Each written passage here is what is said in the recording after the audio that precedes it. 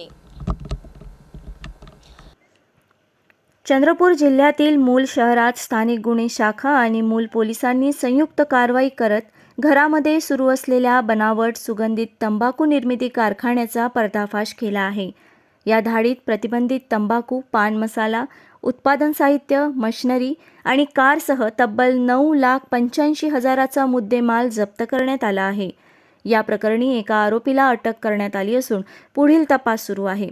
राज्यात प्रतिबंधित असलेल्या आणि मानवी आरोग्याला घातक ठरणाऱ्या सुगंधित तंबाखू तसेच पान मसाल्याच्या बेकायदेशीर निर्मिती आणि विक्री विरोधात पोलिसांनी मोठी कारवाई केली आहे। मूल शहरात चक्क घरामध्ये सुरू असलेल्या बनावट सुगंधित तंबाखू निर्मितीच्या कारखान्यावर स्थानिक गुन्हे शाखा आणि मूल पोलिसांनी संयुक्त धाड टाकून तब्बल 9,85,000चा मुद्देमाल जप्त केला आहे। ही कारवाई स्थानिक गुन्हे शाखा आणि मूल पोलिसांनी संयुक्तरित्या केली आहे।